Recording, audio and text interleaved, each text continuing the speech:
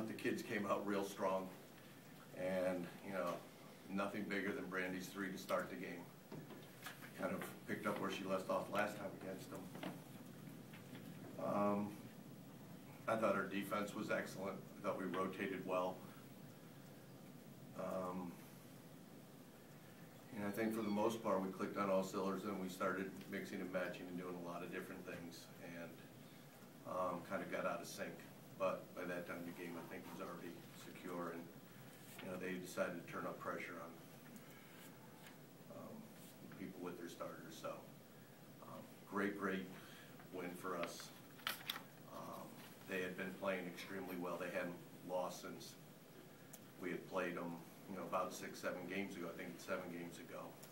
So to be able to come like that with the type of crowd that we have, the energy that they gave us, and having Rachel here,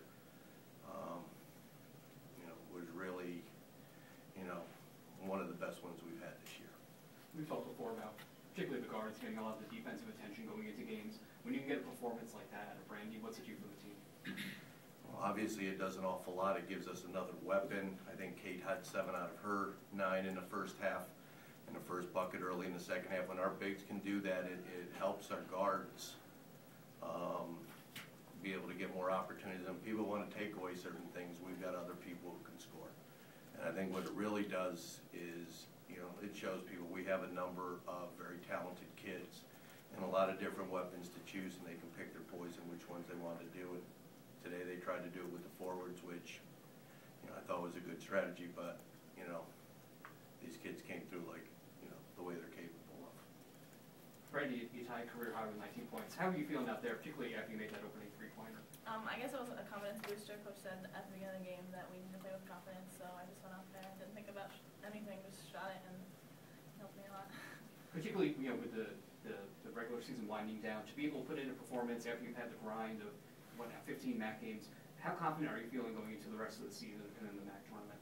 I feel really confident. I mean, we just need to stay focused on what our goal is, 18-0 in the MAC, and don't take anything lightly. Corielle, the same thing. We kind of talked about it the other night. When you have an inside presence that's scoring points, what does it do for you guys on the outside? It's awesome. It opens up a lot of things. We just have to hit shots, which I haven't been doing lately, but hopefully that can change. When you amass such a big lead, you've seen a lot of the reserves get in the game, and you've seen them make a lot of progress.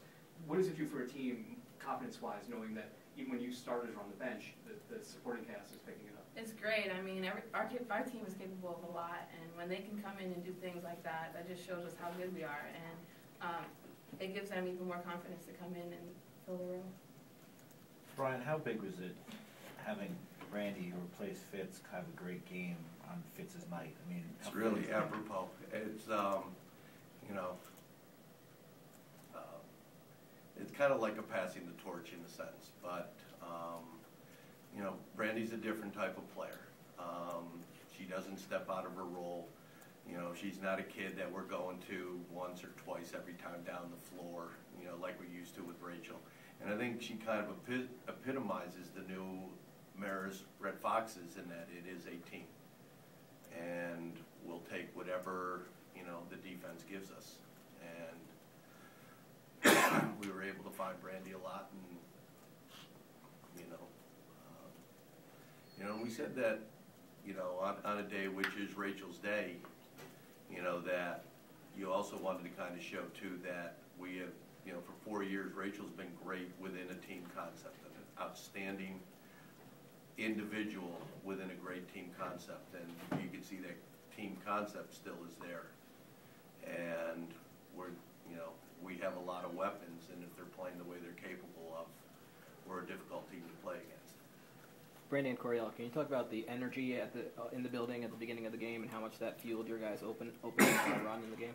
Oh, it's awesome. I mean, I looked at Erica with like 50 minutes ago, and I'm like, we're going to probably pack the house with the way the crowd's looking now. But when we have a lot of support like that, it just gives us even more, it encourages us even more to come out and play like we can, because we want them to come back and keep doing what they're doing. Yeah, we just had a lot of energy. I mean, we saw that there was a big crowd, and we just wanted to perform for them, so that's what we did. Coach, during the game when you're coaching and working, was it a distraction at all to have the fans obviously adore Rachel come up and try to ask her for autographs during the contest? Didn't even know what was going on. I don't focus on things down the sideline. My focus is out on the floor. So they can chant and do what they want, and, you know, unless they're swearing or something like that, that would be noticeable, but no, my focus is on the court and with my coaching staff in terms of what we want to do and what we want to execute. So she was signing autographs and stuff. It's fine, it's great, as long as she wasn't going in the game. Hopefully none of the other players were. Then I'd have a problem. But no, that's great. This was a great day to, it was a great day for Marist women's basketball to be able to have the first jersey retired of not only the greatest player in Marist history, but in my opinion, the greatest player ever played in the back. And to be able to sit there and to show people that even though we lost that type of player, which is a huge loss, we're still okay.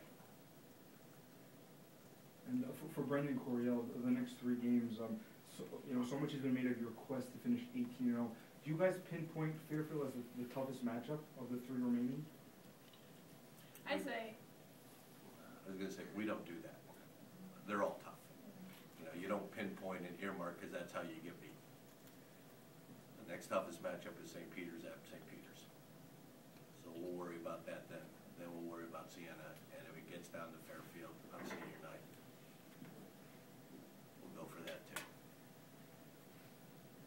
Anything else? Thank you.